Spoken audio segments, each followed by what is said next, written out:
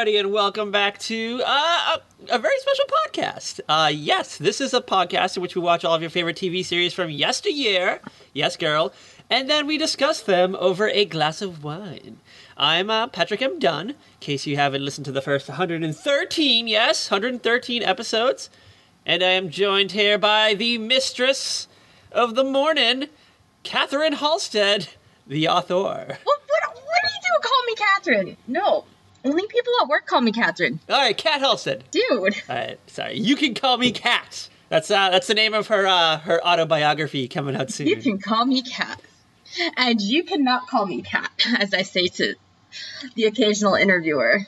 All right, well, shout out to Kat's work adventures. You can follow her podcast in which she bitches about work, probably coming soon. I don't know, I'm sure. Or a blog, you probably have a blog, like a secret blog in which you don't use your real name. Yeah, there's probably a secret blog out there. There's not a secret blog out there. All right, well, just in case any of you internet sleuthers are out there and you want to learn about Kat Halstead's private life, she has a secret blog. She's denying it, but she does. All you have to do is follow me on Twitter. Right. I'm pretty open and honest. That is true. All right. Kat DVS is where you can follow her on Twitter if you want to follow her adventures. All of our fandom out there, all like 15 of you. All our Katie Pats. Oh, hold on. We got a comment. What? About the last episode. In case you didn't listen to the Bewitched episode, I was trying to like bring up a quote, like one of those like famous home goods like painted on a wood sign, like quotes that like moms buy. Yeah. And hold on, I gotta find it. Okay. All right, so this is the quote. The past is the past, but today is a gift. That's why they call it the present. And I forget why we were talking about it, but I don't know, I got a comment on it, so I had to bring it up in case, for continuity purposes. But if you hear anything that, like, we obviously fuck up or we get wrong, or, I don't know, you just have burning questions for us, you can tweet. Or you just have to, like, if you're sitting there and you're listening and you're like, God damn it, Kat. God damn it, Patrick. What the F? Yeah, so like Tweet us. like you say, like I cuss too much. At Very Podcast. That's all you have to do. Didn't someone like comment that I said fuck too much in one episode, or was it me? I think it was me who said that. Oh, okay. I remember reading like, which oh my is God, funny because I curse just as much as you do, maybe more. Well, there was like one it was the Blossom episode. I said fuck a lot more than I usually do for some reason. I don't know. You know what it was? What? We recorded that when I was sleep depriving myself for like a day. Oh yeah. And and you know what? Hold on, hot scoop. I am kind of in sleep deprivation mode right now, so who knows what will come out of these lips, these hot lip hula hands. Lord only knows what Patrick will say. All right. What are we doing today, Kat Halstead, the author? What are we doing? What are we discussing? We are traveling back in time. Again. This time we are going to the year we were born. Yeah. Yes, we are going back to 1981. Yes, we were, I was like about a month old because we're going back to November 11th, 1981. We're doing a season 2 episode of Dynasty. Yes, girl, yes. And, all right. It's kind of like, we kind of picked like a weird jumping off point because like we're like in the middle of like multiple storylines, but I'm going to do a quick season 1 summary of Dynasty, just for anyone out there who is not familiar with the show. Okay. Are you ready? Are you ready for my quick season 1 Dynasty summary? Only because I watched it last summer. It's only like 10, 11, 12 episodes. I think it was a mid-season show, right? But is it that short? I feel like it was way longer when I watched it. It felt longer, but it's only like 12 episodes. Oh my gosh. The first season, nothing happens. It's fucking awful. Like, it's so fucking boring. It just goes on. It's so tedious. All you really need to know is that Crystal marries Blake. Is that his name, Blake? Yeah. Yeah, Blake Carrington, who is an asshole. Blake is just a fucking jerk face. He's an oil tycoon. They live in Denver, Colorado. He has, like, 2 shitty children who end up becoming iconic characters later on in the series run, but like first season they suck. Fallon and Steven. Mm-hmm. Then there's crazy Claudia, who low-key is the shining star of the first season. Shining star girl. It's not even low-key. Let's be real. It's high-key. Claudia is season 1. High-key. She makes season 1. I guess something happened to her in her life. I don't know. She went crazy. Her husband sent her to a fucking like mental hospital. Then he just like skipped town and went to like the Middle East to work with like the Carrington Oil Company. They have a teenage daughter who sucks. She's horrible. She's like the worst daughter on a television series ever. Who is like a TV teenager that you hate? Like just name drop someone right now. Lindsay is worse. Lindsay Blaisdell. Yeah, Maya from Girl Meets World is pretty bad. Yeah, Maya from Girl Meets World. Lindsay's worse. Lindsay from season 1 Dynasty is worse. She sucked so bad that they had to write her off the show in the best possible way ever. Yeah. Too, they had. We'll get to it in the coming moments. Your husband took your daughter and left. Bye, bitch. Yeah, so it's great. The season 2 picks up like immediately where season 1 leaves off. So basically what happens, so Blake has a gay son, Steven, who he has a boyfriend named Ted. And Blake also, not Blake. Steven also fucks crazy Claudia. I just want to throw that out there. In one episode. Yeah. And but he ends up going back to being with Ted, his like man friend from out of town, from like the city of New York or something. And he shows up at the Carrington house. Yeah. And Blake, he like doesn't approve of this relationship, and he gets upset. So he like runs into Blake is beyond homophobic. Oh, he is beyond, like, oh my god. Blake Carrington level homophobic, which is just like, he gets upset that there is 2 gay men in his house, in his giant mansion, so he runs up there, and he just plans to, like, I don't know, like, push him out of the way or something. So he, like, pushes Ted. Ted falls on the ground. He, like, hits his head on, like, a bedpost or something and dies. He dies. And he gets convicted of manslaughter, and so season 1 ends with him, like, I don't know, he's, like, in court, and they're about to announce that there's a surprise witness, and this woman in a white fucking like 1980s businesswoman like shoulder pads and a big fucking hat with like a veil covering her face, because I don't think they had yet cast Joan Collins. Yeah, they hadn't cast her yet. This woman comes in and like everyone like has this like shocking look on your face, and you're like, what the fuck is going on? And the season ends. It's like, it's over. Yeah. It's done. Like, you don't even, like, know really who it is. You don't like what's going on. Like, why? Why is everyone shook? Why is Fallon so pissed? Like, what? Okay, I just want to add, like, at some point in season 1, Fallon has to marry, what's-his-face? Colby? Jeff? Yeah, Jeff Colby, who is, like, in the last episode of the podcast, we said that, like, Darren from Bewitched was a fucking wet noodle. Jeff Colby is a wetter noodle than Darren, let's be real. Oh my gosh, that's pretty wet noodle. Like, I felt like he added nothing to season 1, and then when he showed up in this episode of season 2, because he's in it for like a hot minute, I was like, oh yeah, I forgot about him. Like, he's just like, okay, Crystal, go home because you feel sick. Why did you send him home? There's a whole spin-off series like about the Colbys, and I just like forgot all about like one of the Colbys. Like, I just forgot. Like, yeah. I was like, oh yeah, like who is this guy? And hold on, there is another like this moment upset me. Like, I almost had to stop watching season 1 of Dynasty. All right, so Crystal marries Blake Carrington, like like first or second episode of the series. He has this like whirlwind affair. She's just like a secretary at the at the oil company, the Carrington Oil Company, whatever it's called. And they get married, and it's like already like a dicey marriage. Like Crystal's like already having like doubts. Her old flame, Matthew, is that his name? Matthew, who's married to Claudia, crazy Claudia. Yeah, Matthew Blaisdell. Yeah, that's why Claudia went crazy, is because Matthew had an affair with Crystal. Yeah. Oh yeah, I forgot about that part. So like there's this like weird like unresolved phalanx between Crystal and Matthew, and Blake like picks up on it at one point in the season, and then like for some reason he ends up raping Crystal. Like, he just rapes her one night when she says no, she doesn't want to have sex, and it's like it's kind of just like brushed under the rug. Before we get into like Dynasty season 2, do you want to very quickly discuss the CW version of Dynasty?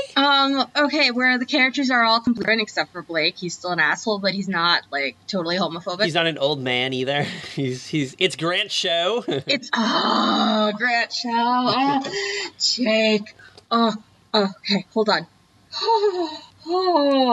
Sorry, Kat also the author was having an orgasm on the air, literally. Like, she just literally started quivering over here. I don't know what the fuck's going on. Hello, Jake. All right. I mean, come on, Melrose Place. Yeah. So about a year last year, CW decided to reboot Dynasty, and it's like a cool, like sleek, modern take on it. And it's like everyone's like younger and hotter on it, and it's like it's still like batshit crazy, but they streamlined like the first like 2 seasons into like 1 season, which I thought was like a hot move to do. Yeah, they got rid of some of the boring stuff. They got rid of Matthew like right off the bat. Oh yeah, they killed him off like immediately. Like literally the first like 15 minutes he's dead. Claudia's lost her fucking mind. Yeah, Claudia is like already crazy. There's no Lindsay. I don't think there's a Lindsay. If there is, Claudia does not know she exists, from what I remember watching. Jeff Kobe's not a wet noodle. He's like a robust, attractive young man who has like personality and things to do and opinions and. But he's also kind of a dick. Yeah, exactly. Like he's like a good dick, like a dick in a fun way. Like a fun dick. Dick in a fuzzy box? Yeah, he's a dick in a box, like a nice fun dick. And I kind of buy the relationship between Fallon and Colby like more in that take in it. And like, I mean, you know what? Even like the first season Fallon of like regular old school Dynasty sucks. Like she's like she ends up being a great character later on, but like the first season she sucks. In the reboot, like right off the bat, like Fallon's fun. Like, and she's like the main focal point of the show too. So it works. It works, girl. As it should be. Fallon is your moneymaker. Yeah, and like she's great, and she's like a woman that she knows what she wants and she's working towards it. Mm-hmm. But I feel like first season 1980s Fallon is just kind of like it's a slow build. Like she has to come into herself. They had to figure out what they were doing, because if you think about it, primetime soap was still sort of new the way they were doing it. Dallas was already out. Dallas was doing its thing. ABC wanted its own version, and before then, you maybe had mini-series dramas on primetime. Yeah, like I think Dallas was already out and like a hit, and this was like the answer to Dallas. Dynasty worked itself through its kinks, and by the 1985 season, it was the #1 show, like literally #1 show on television. It was at its peak, and then it kind of like had like a slow decline, and it kind of got like shitty in its last few years. But the episode that we're gonna do tonight, we're gonna do season 2, episode 1, which I think should be like the new pilot of it. Like they just cancel everything out. They kind of. There's a lot of exposition in this episode too. I think that like we would help out like new viewers.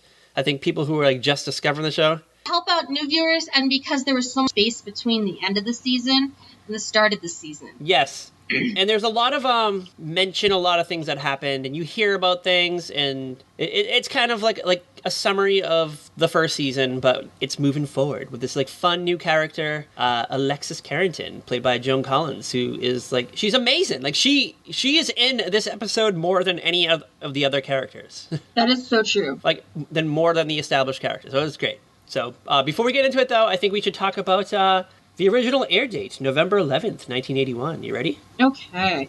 What was going on tonight on TV? All right. Wild night of television. You ready to hear all about this wild night? It's a Wednesday night, ABC. Okay, this better actually be a wild freaking night of television. Oh, yeah. It's November. November sweeps is here. We're ready, just non-stop television. We got the 3 major networks, ABC, CBS, and NBC. But you want to start off with the old Alphabet Network? Yeah, let's hit it. Things kicked off at 8 p.m. with The Greatest American Hero. Dun, dun, dun, dun, dun. How familiar are you with The Greatest American Hero? Basically, I just sort of know the theme song because George Costanza used it as his voicemail on Seinfeld. Yes. And then years later, I totally used the same thing for my voicemail in my dorm room. It's hilarious. All right. So if you're not familiar with The Greatest American Hero, this is like one of the biggest like superhero television series ever made. Bigger than Marvel's Agents of S.H.I.E.L.D. I don't know. I'm just kidding. It was corny as fuck. It was only on for 3 years. So this was a show, while on a road trip through a desert, mild-mannered high school teacher Ralph Hinckley, and they later had to change his last name because they didn't want it associated with the almost Ronald Reagan assassinator, John Hinckley Jr. So they changed his last name. Oh, yeah. They changed his last name to Hanley. He is greeted by extraterrestrials who present him with an extraordinary red flying suit that enables him, with superpowers. He becomes like a superhero, and now, like, he has like an FBI buddy that like convinces him to become like a superhero, and he just kind of it's just him like fighting crime. It's just one of those shows, but it's like super cheesy. Special effects lacked. Yeah. And yeah, that's The Greatest American Hero. It lasted 3 seasons, 1981 to 1983. It was rerun a lot. I remember seeing this all the time on like weird, like the afternoon and the early mornings and stuff, like when I was growing up. I don't think it reran where I was. Oh well, we'll have to find an ep, and I think there are rumors that they're trying to like reboot it, but I don't know. Yeah, they've tried to like reboot it. They wanted to try it with a girl instead. They tried to do it with what's her face, Cece from New Girl. Yes. I think. All right. Before that though, before they tried to reboot it with a girl, they tried again in like the mid '80s. They tried to do The Greatest American Heroine. Mm-hmm. I think they made like a pilot movie and it didn't take off. But yeah, Cece from the New Girl tried to do it, and last I saw, it was in talks again. So I don't know. Who knows? Maybe it'll come back. Maybe it won't. Or maybe it'll just be a joke forever. All right. You ready for ABC 9 o'clock? Yeah. So it was on that. All right. We talked about this before. I think The Fall Guy. I remember the title. This starred Lee Majors as Colt Seavers, a Hollywood stuntman who picks up some extra pocket money by using his rough and tumble skills to track and capture bail jumpers. Huh. Yeah. And hot scoop, our gal pal Marky Post, she was on the show for like a few seasons. Oh yes, that's why we talked about it, because Marky Post was on it. Yeah. So shout out to her for like, I don't know, doing something before Night Court. Maybe this like caught the eye of those NBC execs, and I said, you know what, we need this bitch on our show. Like she will definitely enhance Night Court. So shout out to her for doing The Fall Guy and catching the eye of who's the guy that ran NBC in like the 80s, 90s? Brandon Tartikoff. Yes, Brandon Tartikoff. So shout out to Brandon Tartikoff for watching The Fall Guy one night. He just wanted to see what the competition was up to, and he said, "Damn, I like that Marky Post." Yeah. ABC 10 o'clock, Dynasty. We'll get there in a minute. We got a hot night on CBS. The hottest night ever of television on CBS. It's fucking 3 hours of maniacal fun. You ready? Okay. 8 p.m., a sitcom. Are you familiar with Mr. Merlin? No, I am not. Oh, God, neither am I. But I read the description of this, and I'm like, we have to find at least, like, the theme song, or, like, a commercial, or, like, a TV guide, like, screenshot. All right. Mr. Merlin is an American sitcom that ran for 1 season from 1981 to 1982 about Merlin the Wizard, who is immortal, living in modern-day San Francisco, and disguised as Max Merlin, a mechanic. What? Yes! Merlin the Wizard is a mechanic in 1980s San Francisco. Okay, could this mechanic come fix my Jeep? Yeah, let's call him up. He's still alive because he's a wizard. Immortal. Yeah, so I don't know. Go in the bathroom, say his name 3 times, and he'll appear. Merlin, Merlin, Merlin. All right, you ready for CBS 8:30 p.m.? Yeah, let's hit it. All right, this is a callback to our very first episode of the podcast ever, WKRP in Cincinnati. Woo-woo! You ready for tonight's episode? Yeah. All right, I got the TV Guide summary. Les is being given an award for a news broadcast. Meanwhile, Herb is going on vacation, but Jennifer is worried when Herb takes insurance papers with him. He then checks into a hospital for heart tests and asks Les to stay with him. Then Les and Herb go to a porn movie. There's a lot to unpack in that. Yeah. I've never seen this episode, so I don't know. I feel like we got to track it down. Yeah, we're going to have to find that one. We'll definitely come back to WKRP in Cincinnati. Maybe we'll do it for our anniversary episode this year, for our 4-year anniversary. Maybe we'll revisit it. You ready for CBS 9 o'clock? Yeah, let's hear it. All right, we're going to TV movie alert. Ooga. You ready? You ready for it? Yeah. Oh, God, I'm never ready. Hit me with it. All right, this one sounds kind of frightening. I will probably never answer the door again after hearing this. The Other Victim. You ready for the summary? As ready as I can be. All right. This movie is about the Langfords. William Devane and Jennifer O'Neill. They play the Langfords, a married couple. They're a close church-going family. Harry Langford is a construction foreman. Nancy is a non-protestant housewife, whatever that means. I'm excited by that. A non-protestant housewife, meaning she just, like, is submissive? Is that what Is she just happy to be a housewife, or is she just not going to the women's marches or something like? Yeah, like, I don't know. Like, just like she just stays home, like works on dinner, and I don't know, makes the kids lunches. They have teenage kids, a son and daughter. They seem pleasantly normal according to the description that I read. Then one morning, are you ready for this one crazy morning that happens? Oh gosh, as ready as I can be. One morning, just after the rest of the family has left for a neighborhood project, Nancy gets a knock at the door, and she opens the door to discover a young man wielding a switchblade knife. The door closes discreetly behind the rapist at that point, and then, like, the rest of the movie is described in vivid detail, it says. I don't know what that means, but I guess maybe, like, it cuts to later on, and, like, the rest of the movie is just, like, them, like, discussing what happened. That's the description I got, but Maybe. That's why I don't answer doors. Because, I don't know, I don't want to be Nancy Langford one day just making lunch for my imaginary children and a lunatic shows up. All right. Yeah, yikes. Jesus. You ready for NBC, girl? What's the peacock got? All right, the peacock is strutting at 8 p.m. Real people!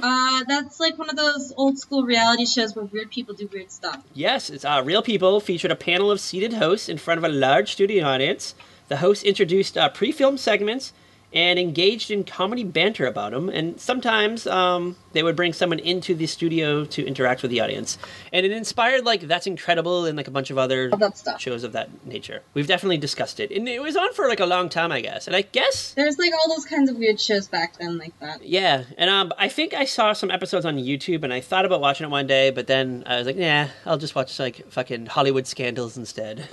I was like, fuck Real People. All right. You ready for NBC 9 o'clock? As ready as I can be. All right, I'm excited about this. I know this episode. I know and love this episode of... we're going to spend 30 minutes at Eastland, at our famous girls' school, Eastland, with the Facts of Life.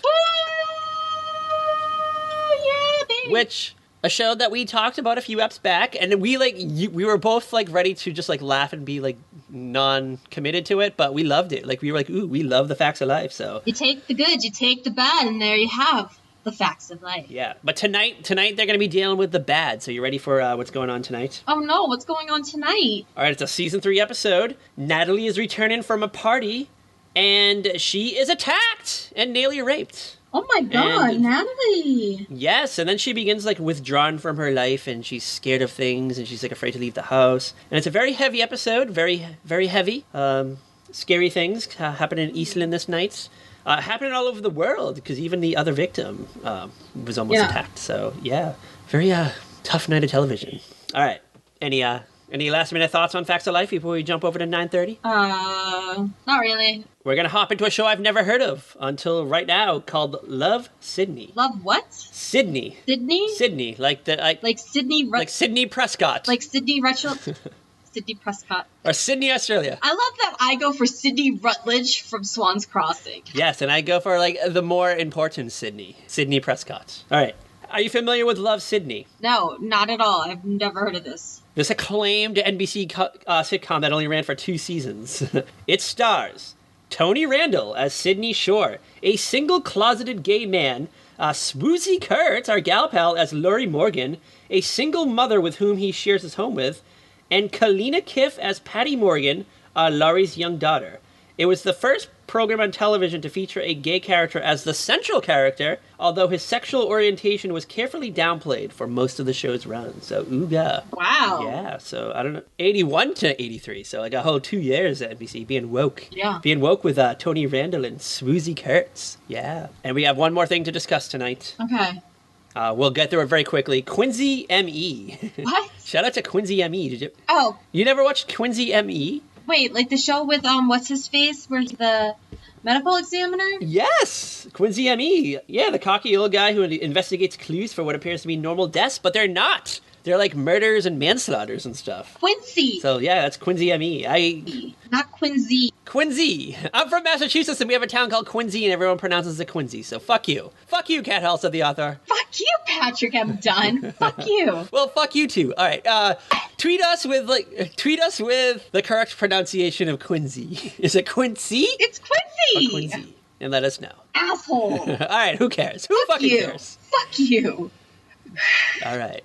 Fuck you too. All right, this is the part of the podcast where we just like curse at each other. Yeah, you ready for Dynasty Season 2? Enter Alexis. We're going to enter Alexis right now. We're going to enter her. Yes, let's enter Alexis. Yes, a very sexy name for an episode, I think. Take us into the episode, Kat Halstead. I'm ready. I'm ready for this. I've been ready for weeks. Okay, so because we've been like talking about doing this episode for weeks. Denver courtroom. 1980s set, so there's actually like people, and it pretty much looks like a courtroom. The two doors open, in walks Alexis, she takes the stand, everybody's like, oh shit, oh shit. Yeah, jaws are on the floor, there's jaws all over the floor, everyone's trying to pick them up, but they can't. Crystal's like, who is it? Crystal's all like, I don't know what's going on, because I'm Crystal, and I just don't know whatever is going on, I'm special. Yeah, Crystal's wearing, like, Crystal looks like she's, like, going to, like she still dresses like she was, like, going to work that day as a secretary, like, you're in court, girl, like, you don't have to. You're in court and you're fucking married to Blake fucking Carrington, who's a fucking billionaire, let's be real. And you're still wearing your crap, like, the dress barn? You could have threw on, like, a nice, like, Marsha Clark, like, attire and said she's, like, at work, like, if she was going to work. But, you know what, she still looked great, though. She had her hair feathered and teased. Like, I don't know, it makes perfect sense to me, like, why Fallon is so not here for Crystal. There's a lot of eye rolling at Crystal, and especially in this episode and the first season, and, like, I think for, like, the rest of the show, right? Yeah. Yeah, because Crystal's like this goody-goody who's like, oh, Blake, why are you so mean? Like, how could you be so cruel, Blake? Like, he's always an asshole. She's like, oh, Blake, how could you be so cruel? F you, bitch. Yeah, all right. Yeah, here's the thing about Crystal. I just remembered this, like, literally, like, a minute ago. So, in the very, very fucking first episode of Dynasty, it's Crystal's, like, bachelorette party, and it's just, like, she's, like, with all her, like, poor friends, like, in, like, a small apartment building somewhere in Denver. Yeah, in, like, her little, like, studio bedroom apartment or something. Yeah, and there's, like, cake, and they're, like, playing, like, pin the dick on the pinup model. They're not even doing that. There's, like, frilly lingerie. Oh, you're marrying a millionaire. So they're in the middle of, like, Crystal's, like, bachelorette party in her studio apartment. Like, they didn't even go, like, to, like, Vegas or anything. It's, like, nothing fun. They're, like, just having, like, this quiet night at home, I guess. Playing, like, sexy games. And they're not even playing sexy games. I'm telling you, it's super lame. It's super lame. It's like the middle of the fucking... It's not even a bachelorette party. It's a bridal shower. It's like, here, have this, like, frilly lace thing that covers everything and isn't even sexy. But hold on, though. It's in the middle of the party. Like, all her friends are there, and all of a sudden there's, like, a toot of a horn, and Crystal, like, looks out the window, and it's, like, Blake's limo. And she just, like, ups and leaves in the middle of the party and, like, goes with Blake. Yeah. Just, like, ups and leaves the party. And Blake's like, oh, my God, you're still hanging out with, like, your poor friends? And she's like, yeah. And he's like, you'll forget about these bitches when you're married with me. Like, you can have, like, no reason for them. And she's like, no, I won't. I love them. They're my friends. And literally, we never see them again. They're gone. Yeah, I was going to say. That's the type of girl, like, Crystal is. Like, she's just, like, she gets, like, a sneak peek of, like, the rich life, and she just, like, completely drops everything, except for her fashion sense. Except her fashion sense. That's, like, the only part that she, like, holds on to. You should have changed your fashion sense and, like, held on to your friends, but no. Yeah. Instead, she hangs on to this, like, older man who's, like, very, like, Blake Carrington is, like, Don Draper in 1980s. This is, like, Don Draper, like, was, like, 40 in the 60s. Now he's, like, a 66-year-old man, and he's grown up to be Blake Carrington. It's like, so that's the best way to describe Blake Carrington for, like, all you, like, millennials out there who aren't familiar with it. It's like, just imagine Don Draper as an old man now. It's 1980. He's still stuck in his ways. He's still a fucking dick. He just loves speaking of like dicks, he's just sticking his dick everywhere. And I don't know, for some reason he wants to marry Crystal. I don't know, like what? Yeah, he wants to marry Crystal. Like, okay, like it's a control thing, I think. Because I really don't feel like Blake loves Crystal. Like, he just needed like a woman to live in his house. Like, I felt like that's what he needed. Like, you know what? Like, all his friends were married, probably. Like, all his, like whenever he went, like, fun business meetings and stuff. Whenever he went, like, overseas to talk to, like, Saddam Hussein or something. Exactly. Saddam had a wife. But Blake didn't. So he's like, you know what? I need an arm piece to bring with me. And it can't always be, like a 20-year-old floozy that I just picked up that night. Like, I need someone that can, like, engage in conversation. And 30, 40-something-year-old Crystal, who's never been married, apparently can do that. Yeah, like, I had a hard time, like, trying to figure out, like, how old Crystal was. Do we know? I want to say late 30s, early 40s.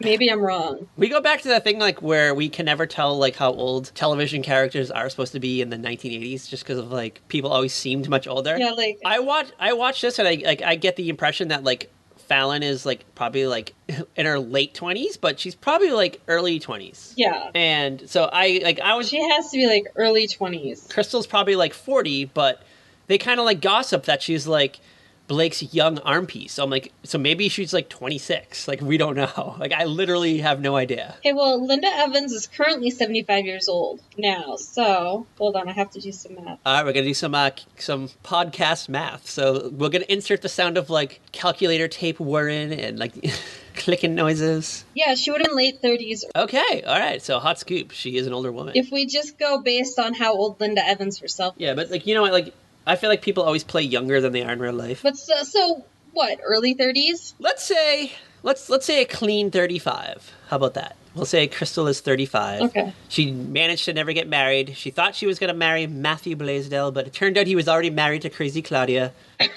And I don't know. All her other friends were married. All her gal pals were hooked up, and so when this rich guy shows up and is like, "Be my wife," she's like, "Okay, I'm an old maid anyways." Yep, she doesn't want to be a spinster, a 1980s businesswoman spinster. She wasn't even like a businesswoman. I don't know. No, that's what she was. She was like Blake's secretary. I know she was, but like I felt like she wanted to climb the corporate ladder. She wanted to be like Peggy Olson. I think the only ladder she wanted to climb was the ladder to Blake's bank account.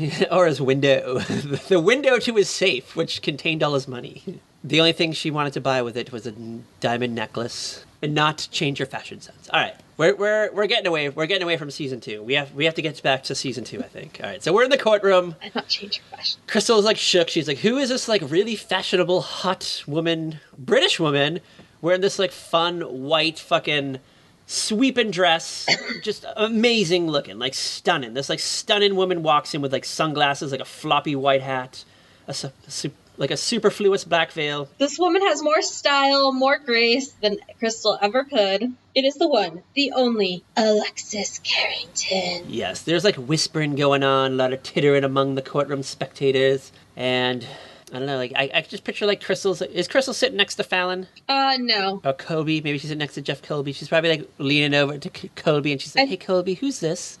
Who's this, like, stunning woman that just came in with, like, a floppy white hat?" And to be fair, Jeff doesn't know. Yeah, and then, like, Jeff leans over to Fallon and is like, "Who's this bitch?" And then, like, Fallon's like, "That's my mom!" That's the mother who's left me and Steven. Yes, so then Colby goes like, "Oh, it's Fallon's mom." And then she's like, "Oh. Why is she here?" Bitch, because she knows exactly what kind of an asshole Blake, why she's there. Yes, she's the surprise witness that like that the district attorney has called in because he wants to throw Blake in the slammer for a long time for manslaughtering Ted. Yes. So now Alexis, she's on the stand. And she recalls the moments that her and a man named Roger Grimes hooked up years earlier. I guess that's one of like the Carrington estate manager or something. Yeah, he was something. He worked for Carrington. He worked for Carrington Oil. Blake always went away on fun business trips and was gone for months at a time. Alexis was alone. She got tired of masturbating, and then her eye caught Roger Grimes, the Carrington estate manager, and they began fooling around, and I don't know, like she started to fall for him, I guess. And then one day Blake came home early from his business trip, unexpectedly came home. He probably had like a little gift for her, had a little gift for Alexis, like a little I don't know, maybe like a magnet of like the Eiffel Tower or something. Yeah, that's what Blake Carrington's giving his wife. A diamond ring, the Hope Diamond. That's more like it. Come back, he's like, "Sorry, I've been fucking like all these like Paris broads for the last month and a half.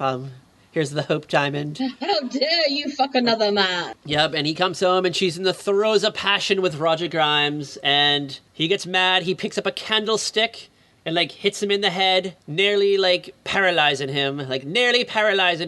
And does he go after Alexis too? Does he hit Alexis too? Hit Alexis. I think he just went after Robert Grimes, but he was gonna pin it on Alexis. Okay. With Robert's help. Yeah. All right. So everyone's like in shock and awe, and we then cut to, this is my favorite part of the whole episode. Oh, I'm sorry. Like one of 3. There's 3 fun parts of this episode. This is like top 3. While Alexis is like explaining like what's going on, like her sexual affair with Roger Grimes and like the nights of passion, because I guess like they both like share a passion for art or something. Like they fell in love like in the art studio. I'm just, the guy was giving Alexis the attention that Blake wasn't. Yes. I'm picturing, like, Patrick Swayze and Demi Moore in Ghost, like, hovered over, like, the little pottery whale kind of thing. Oh my god, that's hilarious. A little Unchained Melody playing, and, like, they're nude, doing some, like, clay work. That's what I imagine. And she's like, oh, I love this man. That's, like, what I picture. Like, so she's, like, describing, like, their hot nights, and it cuts over to, like, to the jury, and they're all, like, taking notes. And they just, like, for some reason, like, this one woman, like, there's one female jury member that just stands out. And she just looks like she is just so mesmerized by this story. Like, she just looks so hot and bothered. And she starts, like, undoing the top of her blouse. And, like, her hands are shaking. And I was like, wow, like this bitch, like, knows what Alexis is going through. Like, wow. Like, she's, like, really connected. I was like, wow. She's totally the one who is, like, probably reading the Jackie Collins, Judith Krantz novels back in the day. Yeah. Like, so a part of me was like this woman probably wanted to live, this jury member probably wanted to live, like, Alexis's life. She was probably, like, in, like, an unhappy marriage at home. Her husband, like, was probably, like, away on business a lot of times, too. And, like, she doesn't have, like, she's not rich. She doesn't have a Carrington estate manager. She doesn't have a Roger Grimes that she can, like, do pottery wheels with. Mm-hmm. And she wants that. And I don't know, she's, like, now, like, sympathizing with Alexis. So I was like, ooh, like, I love this. Like, I love, like, that's the way they had to, like, display that to the audience. Like, I don't know. I don't know if you picked up on that. Like, did you pick up on that at all, or is it just me? No, I saw, like, she was really intent. I didn't go that deep into it. Yeah. Well, I was like, wow. Like, she was into that story. Yeah, she was, like, super into it. Well, the whole thing is so salacious. Yeah, it's great. You know? While Alexis is, like, recanting the story, like, it cuts over to Blake, like, in his little table with his attorney, Laird. Is that his name, Laird? I don't even remember. I was watching it on closed caption. They kept saying the name Laird, so for some reason. So Blake's attorney's like, oh my god, what a fucking bitch. I can't wait to grill into Alexis. Blake's like, no, we can't do that. And he's like, why not? Why can't we lay into her? And he's like, because she's the mother of my children. We have to leave her alone. So, you know, there's, like, something else. Like, there's a missing piece that we haven't quite gotten to yet. So it's like, ooh, we're getting, like, small little samplings of, like, their very complicated relationship. And it is a very complicated relationship between these two. Yes. And, like, they even cut over to, like, we see a lot of, like, reaction shots, like, from Crystal, too. Like, she's like, wow, like... And Crystal's just like, what the hell's going on? I'm so confused. Like, a part of Crystal's like, oh my god, I love my husband, but is he a monster? Like, what? I love him, though. Yeah. So she's so conflicted. So we get a scene where, like, he really wants to lay it into Alexis on the witness stand. Blake's saying no. So he asks the judge if they can have, like, a brief recess. So, I don't know, they can, like, figure it all out. We kind of get some really fun scenes here. So we cut out to, like, Crystal, like, immediately, like, runs out of the courtroom and she bumps into Colby again. They're sharing this, like, weird moment, and I kind of forgot, like, you know what, I didn't pick up on this in the first season. Is there, like, a relationship between Crystal and Colby? I feel like they're friendly. Like, they both kind of feel like outsiders to the Carringtons. But, like, that's all I remember. Oh, like, so you think, like, whenever, like, the Carringtons have these, like, wild dinner parties, that, like, it's just Blake and Crystal, like, in the sitting room, like, outside the party, just, like, chatting? You mean Jeff and Crystal? Yeah, what did I say? You said Blake and Crystal. Oh, yeah, sorry. Colby and Crystal. I'm gonna call him Colby, just because, like, he doesn't look like a Jeff to me for some reason. He looks like he would be, like a Ted, or, like, a Theodore. You know what's funny, is the actor ended up on All My Children in the final years as, Tad's brother. Oh. Who I believe was also named... Was he named Jeff? Oh, crap, I don't remember. I don't remember anymore. I feel like the only time this guy is in anything, he should just be called Jeff. Or Colby. Jeff. During the recess, we get these, like, fun little scenes. So, Colby is, like, consoling Crystal. Crystal's like, I need to go home. I just need to go home and lay down. And, like, Fallon comes out of the court and she, like, witnesses this scene. And there's just this, like, it's just kind of like this weird moment. Like, I don't quite get it. Like, does Fallon think that Crystal and Colby are having, like, an affair? Like, what is going on? I think Fallon doesn't trust Crystal as far as she can throw her, and anything that sets her off, anything Crystal's gonna set her off. Anything. But, like, Crystal, like, has been nothing but nice to Fallon, too, so it's kind of like, it's a weird, contentious relationship that you feel like they should get along, but they don't. They don't, because, well, like, Fallon's kind of like a bitch. She's got, like, all these issues because Alexis left. And she has this weird, like, clingy thing about Blake. Like, he's our father, Steven, we should do this for him. And Steven's like, dude, he fucking killed a man. He killed my boyfriend, is like... Yeah, like, what the fuck, Fallon? Yeah, that is kind of, like, fucked up if you think about it. Like, the fact that Fallon, like... Because Fallon and Steven, like, have, like, a very close relationship. Like, they're very close. Like, Fallon, like, all these years, like, knew about Steven's homosexuality. Like, she, like, she doesn't, like, forbid it at all. Like, Blake immediately, like, tries to shut it down. Like, he literally kills his boyfriend. Blake, I'm pretty sure if Blake had known about conversion therapy, he would have sent Steven to it. Oh, yeah, for sure. Absolutely for sure. In fact, I think Steven does try to go to, like, conversion therapy. Oh, because it's, like, totally, like, a weird, like, 1980s thing to do. Yeah. It's still a time where they thought, like, homosexuality was a disease that needs to be corrected. Mm-hmm. All right, so the relationship dynamic in this family is already fucking weird. So, like, it's like, all right, Fallon was just angry at her mom, like, all these years, like, growing up. She was motherless. And I guess, like, maybe she never had anyone to take her anger out on. And now that they're, like, Blake, like, remarried and there's a woman in the house, like, maybe she just now takes these unresolved issues out on her just because she's, like, now the mother figure. Yeah. I'm guessing that is the root of her, like, hatred towards Crystal. Yeah, that's... maybe it's a little Oedipal, too. But it's very complicated. So, like, it was just kind of, like, weird. Like, when I saw this moment of Fallon, like, looking at Crystal and Colby, I was just like, is she thinking that they're, like, hooking up, like, after this? Like, I don't know. It was kind of weird. Yeah, I don't know. We also get a scene with Alexis and Steven, and even Fallon, too. And we get what I think is the best fucking line. Actually, there's two great lines in this scene. So, all right. There's, like, a moment where Alexis bumps into Steven and, like, they're talking. And Alexis is, like, reminiscent about, like, the day she left. And we learn that it was, like, a few days, like, before Steven's, like, 8th birthday or something. Yeah, like, God, how crappy is this? Like, your mom leaves right before your birthday? And then there's this, like, weird fucking, like, conversation that they had. So, like, Alexis is like, Steven, do you remember the conversation we had that day? And Steven, like, doesn't really say anything. He just kind of, like, agrees with a head nod. Kind of nods. He's like, whatever. I told you that I needed to leave because I had to, like, find a special rainbow to paint. And she's like, do you remember what you said, Steven? And he's like, but sometimes there's rainbows here in Denver. Are they not special enough? And Alexis is like, no, they're not special. And I was like, what the fuck does that mean? Like, what? Sorry, kids, you're not special. Back off. Yeah, like, I was like, what? Like, what? Like, what? Like, I don't know. Like, it was just such a fucking weird line.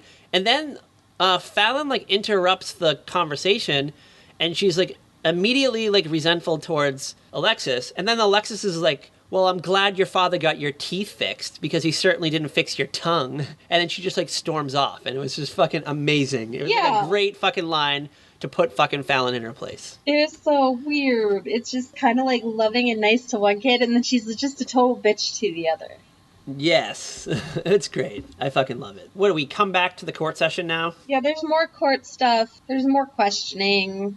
It all kind of blurs together. You just get Brian Dennehy as the district attorney, which is, like, fucking amazing. Yes. Okay. All right. So Brian Dennehy plays the district attorney, and we get this fucking weird... Like, he starts, like, pretending that he's Ted. Like, he just pretends he's, like, Ted's ghost. And he's yelling at Blake, and he's like, why am I dead, Blake? Why did you murder me? Why, Blake? Why? And they just, like, kept cutting over to Blake's, like, reaction shot. And then they do, like, a weird, like, Steven reaction. It was just the strangest fucking moment. And, like Blake's just, like, staring off, like, into space. Like, not even, like, responding to, like, this weird Brian Dennehy moment. Yeah, it's so weird. And then...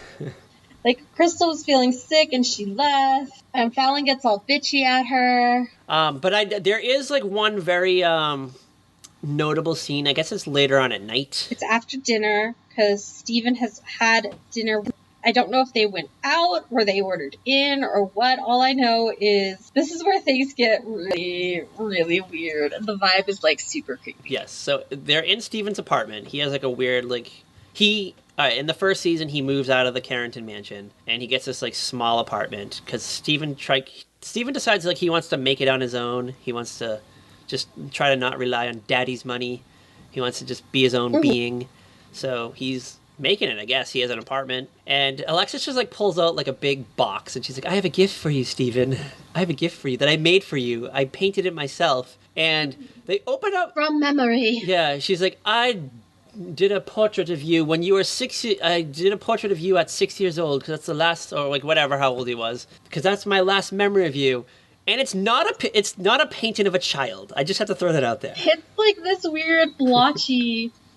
painting. It's a picture of, like, Al Corley, like a painting of him, like what they thought he might have looked at, like, 6 years old, but yeah, it really looks like a picture of him, like, maybe as a teenager. Yeah, it's creepy. Like maybe like a 16-year-old. It's definitely not a child, because, like, usually you could have just drawn, like, a picture of, like, any random, like, young blonde-haired kid with curly hair, and, like, could have just said it was him, and we would have bought it. But they had to make it look like the actor. Yeah, it was weird, and, like, the whole scene is weird because it feels like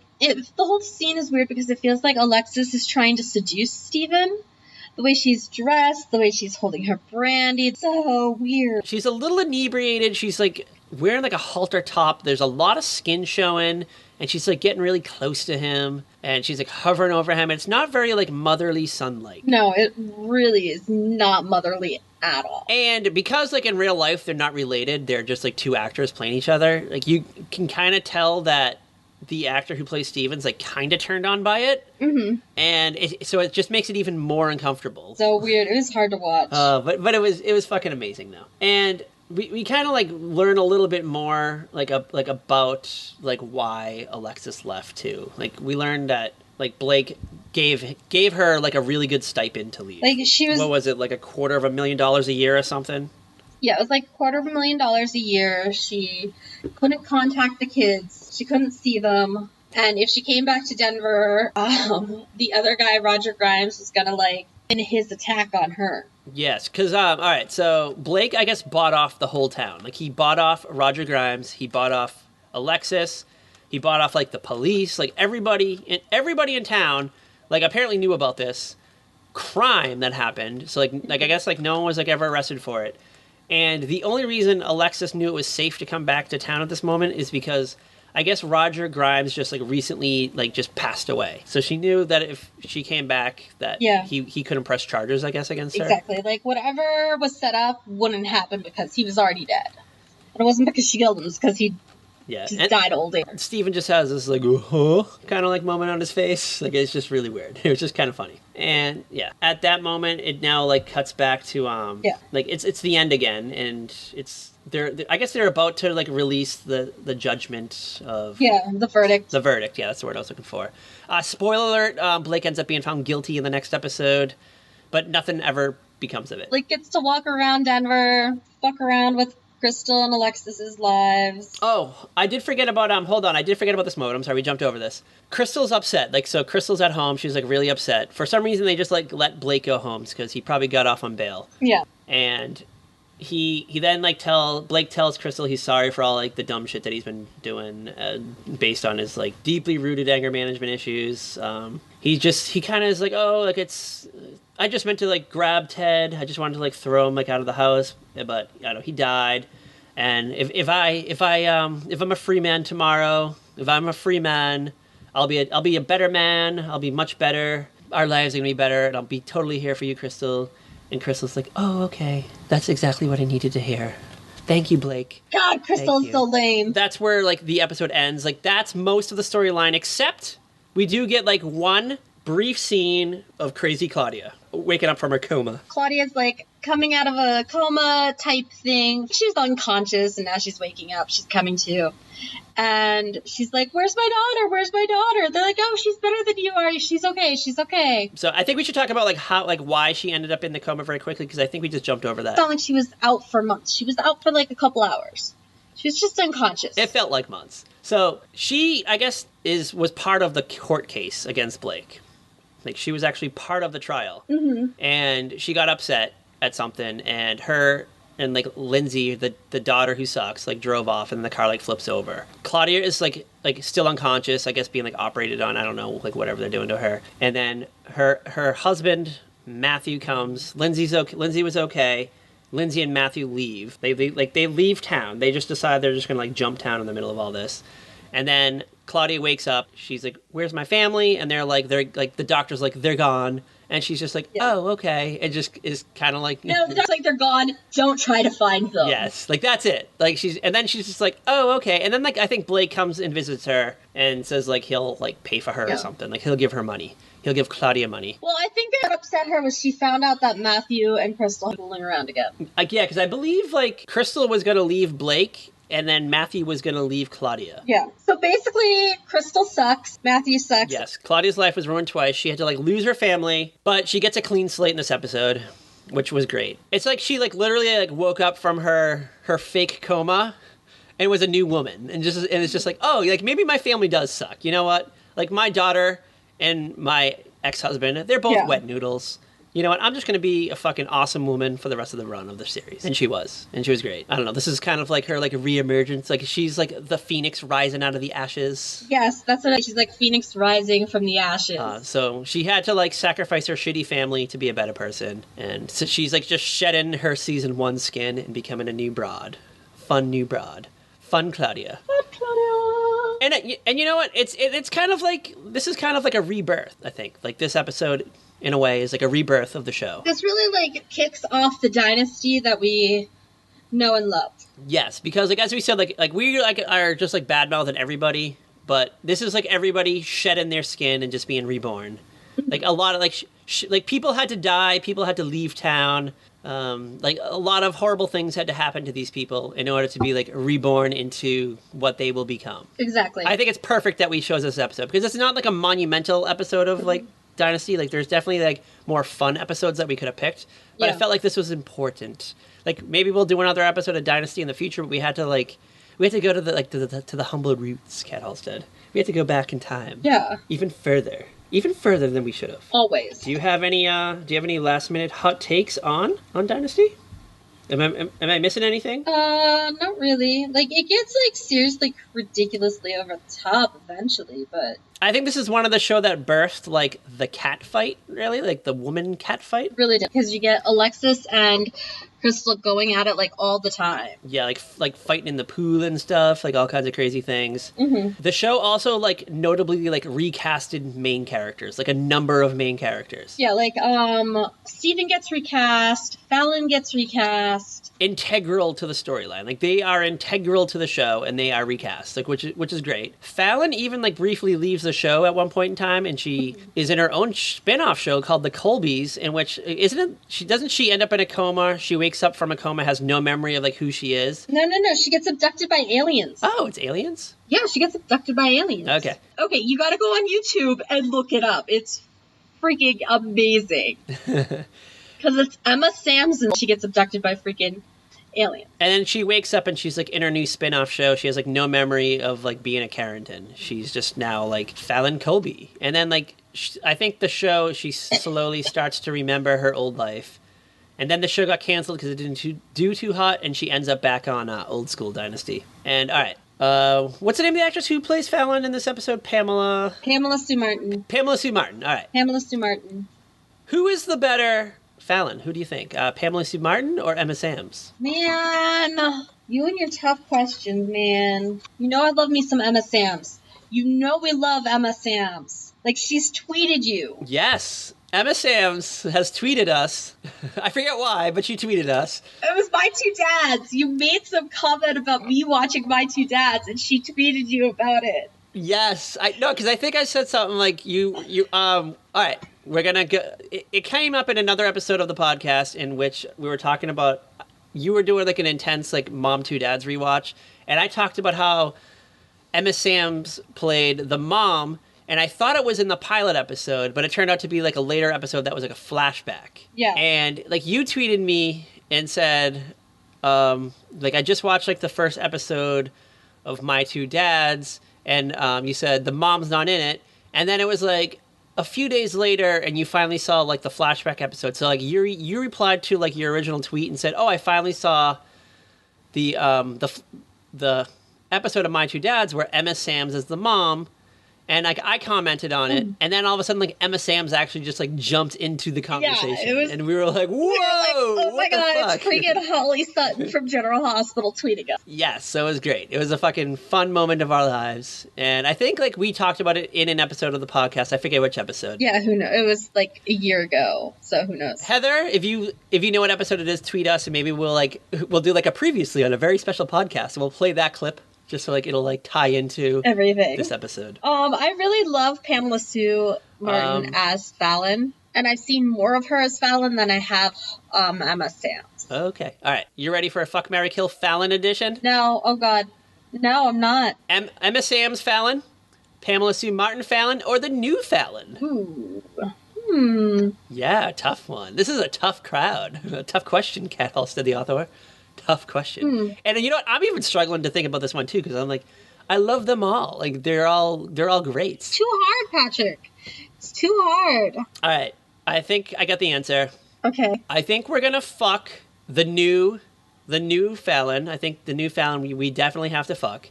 We're gonna marry Pamela Sue Martin just because she's the OG one. And then you know what? Like we love Emma Samms, but she goes on to greater things. She's on Models Inc. She's on My Two Dads for one episode. She's on General Hospital. But you know what? Like I feel like she like wasn't Fallon to me. So I think we have to kill her off. Okay. Because like I don't know. Like I think recasting is like really difficult to do. Like especially for a main character. Mm-hmm. But like maybe if it was like a side character, like you know, like I didn't mind them like recasting Bobby Draper on Mad Men every other fucking season. But yeah. Recasting Fallon is like a tough thing to do because she's like front and center. It would be like if like all of a sudden we got like halfway through the show and they decided to replace Joan Collins with somebody else. Yeah. Sorry, Emma Samms, we love you. Thank you for tweeting me in 2017, but love you. We're gonna have to kill you this time. we're gonna have to axe you. What is the murder weapon gonna be? The candlestick that Blake hits Roger Grimes with? Obviously. We got the answer. Shout out to Pamela Sue Martin for being the new wife of the podcast. Pamela Sue Martin. She gains a new title. What has Pamela Sue Martin been up to lately? Like, does she still act? Like, I like literally have no idea. I was just now Googling her. Right. You ready for the Pamela Sue Martin Minute? This is the part of the podcast where we talk about what Pamela Sue Martin has been up to lately. And Kat Halstead's got the scoop, or she will in a moment. I'm looking to see what it is. Doesn't look like anything. Okay. She owns a theater company in Idaho. Oh, she's doing a little Idaho acting. Like maybe she like like little like theater work. What was like her last like television or movie appearance? Teen McTaggart's Fortune was a movie she did. My Christmas Prince as Samantha's mother. Okay. Ooh. Maybe that wasn't. Maybe I wasn't Hallmark. That might have been Lifetime. I watched that one. I probably watched that one. And just maybe didn't pick up on it that it was Pamela Sue Martin? Yeah, probably. Okay. Are you ready for, you want to do one more fun game before we go? Oh God, I'm terrified. You know it. All right. Good Son Scenario. We haven't done a Good Son Scenario in a long time. Good Son Scenario, Stephen Carrington edition. Al Corley as Stephen? Or, what's his name? Jack Coleman? Was that the guy that replaced him? I think so. The guy that ended up being, who eventually ended up on Heroes as the dad. I think his name is Jack Coleman. Because there's Jack Coleman. That's his name. Okay, so Jack Coleman and Al Corley, they're wrestling near a cliff. I don't know, they're arguing over who is the better Stephen. And they accidentally like roll off the cliff, and Kat Halstead, the author, just happens to be nearby. She's like working on her new book, Perfect Imperfections. You can pre-order it now on Amazon.com. She's just finishing up the last minute touches on it, and she runs over with her big muscles. She manages to grab both of them, and they're dangling from a cliff. But she only has enough arm strength to pull one up. Will you pull up Al Corley, or will you pull up Jack Coleman? I think I'm going to pull up Al Corley just so I can hear more Studio 54 stories. Oh, yeah. Do you have any Studio 54 stories for the podcast out there? Because I don't think I know any Al Corley Studio 54 stories. It's like he used to be like a doorman bouncer. Oh, do you think he was there the day that like Cher showed up on like a unicorn or something?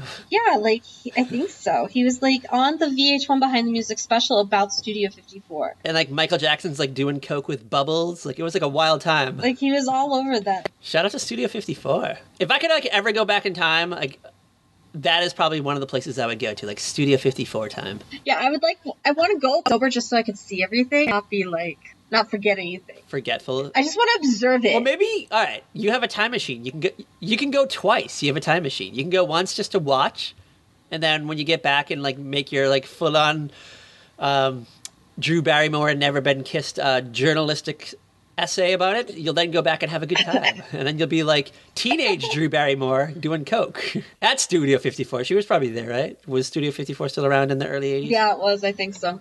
All right. Yeah. So you get to go twice. And you're going to have to like work hard not to bump into yourself so you don't have like a Back to the Future scenario. That's why you don't go the same night. Oh, that's a great... All right. What night will you go to? Will you go to the night that Michael Jackson's there doing coke with Bubbles? Or will you go to the night that Cher shows up on a unicorn? I want to go to the night Cher shows up on a unicorn. Or were they the same night? We don't even know. We don't know. We don't. They could have been. It could have happened multiple times. Let's be real. Yeah, like, did Cher show up on a unicorn, or was I thinking of something else? I don't know, but if it happened, I want to go. Like, I feel like that is something that would happen. Had to have been something. I think that's a good time for us to wrap things up. What do you think? Unless you have like anything to add about Cher and unicorns and Michael Jackson and Bubbles doing coke, which I don't think happened. I'm sorry. Like, I know Michael Jackson went there like when he was like young, and I think I feel like Bubbles was there too, but he probably wasn't doing coke. But it just seemed it was just a fun story to have. Listen, Bubbles. If Bubbles was hanging out with Feldman, he was probably doing coke too. Let's be real. That is true. All right. It could be true. Hedda Hopper? Where's Hedda Hopper when we need her? Oh my god, like looking at the names of people who like regulars were like Andy Warhol, Liza Minnelli, Elizabeth Taylor, Mick Jagger, Debbie Harry, Michael Jackson, Calvin Klein, Elton John, Rick James, Tina Turner, Faye Dunaway, Truman Capote, Margot Hemingway, Justin, Drew Barrymore, Freddie Mercury, Mikhail Baryshnikov, Diana Ross, Al Pacino, Cher, Jenner, David Bowie, Salvador Dali, Robin Williams, Donald Trump, John Travolta, like, oh my, Jackie O, Geraldo, Brooke Shields. Oh! Jackie O at Studio 54, like, hot scoop. Dude, oh my god. That. Jackie O and Bubbles at the same place at the same time. Oh my god, I want to go. Who would have thought, like... No. Oh my god. Imagine, like, Jackie O, drunk, doing coke, riding Cher's unicorn, and Bubbles is on Jackie O's shoulders. Draw me that picture, it will be my new wallpaper on my phone. Yes, we need to commission that. Yes, all right. If you're a fan of the podcast and you're an artist, we want you to draw that immediately. Right, or even like Photoshop it. You can just like use like your cool Photoshopping skills and get like actual pictures of those things. And I don't know, we'll spray paint it on the side of like a van or something. I will at least wallpaper on my phone. I will replace my Captain America wallpaper with that. Yes, and we'll put it we'll make a mural of it and we'll put it in our future Honolulu home when we're living out our Golden Girls days there. After Kat divorces her doctor. I gotta find a doctor husband first, so know any single young doctors in Colorado Springs, send them my way. Yeah. Where's Doogie Howser today? Doogie Howser, if you're listening to this podcast, call us. Kat wants to date you for a little while, marry you, take all your money, divorce you. Or maybe, like, put cyanide in your coffee. Oh, my God, you make me so... And then we run off, and then we just record podcasts in our Honolulu mansion when we're, like, in our 50s. And if you want to join us, we're taking accepting applications for like fun roommates. So tweet us at Very Podcast if you think you have what it takes to be in our Honolulu mansion. And you know what? If you happen to have access to a time machine, that is a plus. That's a plus. Because then we can go back to Studio 54 and hang out with Jackie O and Bubbles. Oh my god! And you know what? We can even watch like original airings of Dynasty too while we're there. While we're back in time. Oh, we could. Yes. We could spoil stuff for people. Be like, you know what? I bet they're gonna fight in this fountain. Oh, do you know what'd be like crazy? If like the reason why like Fallon got abducted by aliens is just because like we made it up and we went back in time and just made it happen. Or like we could spoil who shot JR. Yeah. If we could go back in time. Get us a time machine, Patrick. I don't know what we would gain from that. All right, so if anyone out there has access to a time machine, tweet us at Very Podcast. We just want to borrow it for a night. We'll be back. We won't go. We'll return it. We'll return it in one piece. Yeah, we just want to go put some money down on the whole in Vegas on the whole who shot JR thing. Yeah, we want to go to the the Golden Nugget and just be like, all right, we're gonna put like a Yes. we're gonna put like a You nice know, Pat loves the golden nugget. we're gonna put a nice crisp $100 bill down on Who Shot JR. And then while we're waiting for the show to come on, we'll go see like a John Newton show or something. Wayne Newton, not John Newton. Wayne Newton show. Wayne Newton. Yeah, see Wayne Newton. Maybe Tom. What's the game? Tom Jones might be there too. Yeah. Who knows? And I don't know. Frank Sinatra was still around, so I don't know. Maybe we'll go shoot things. Like he loves. What was it like? Street lights that he was shooting at one night, and that was Pasadena, not Vegas. But I'm sure he did in Vegas too, though. All right, what are we doing next week, Kat Halston? Do you know? Do you have your hot list? Hold on, I do have my hot list. I'm excited for this one because I know exactly what we're doing. It's going to be Girls' Night. It's going to be Girls' Night on a very special podcast. Oh my God, we're the internet is obsessed with. Yes. We're doing Living Single. Yes, 90s. It's a 90s type of girl in a 90s kind of world. Is that how it goes? Yes, something like that. But I'm glad I got my girls or whatever. Yeah, shout out. We're going to Queen Latifah, Kim Coles, Kim Fields. Yes. The other girl, the guy that plays Overton. Sometimes cool people guest start on episodes. I think there's like Russell Simmons. I think was in the first. Someone big was in the very first episode. I forget who. Yeah. I wanted to say Russell Simmons, but I feel like it's not Russell Simmons. But someone cool, and it's great. So I don't know. We'll find a nice fun episode to do of Living Single, and we'll just have a ball. If you have any ideas of what episodes you want us to do, tweet us at Very Podcast because we haven't selected an ep yet. So tweet us and tell us what we should do. Boss us around. If you have suggestions for other things for us to do, definitely tweet us. We'll appreciate it. Yes, please tweet us at Very Podcast. Follow us on Instagram and Facebook at A Very Special Podcast. Find us online at veryspecialpodcast.com or saltyrockmedia.com. You can pre-order my new book, Perfect Impressions. It's up on Amazon.com. And as always, bye! Watch the skies for a flying unicorn with a Jackie O on its back in bubbles.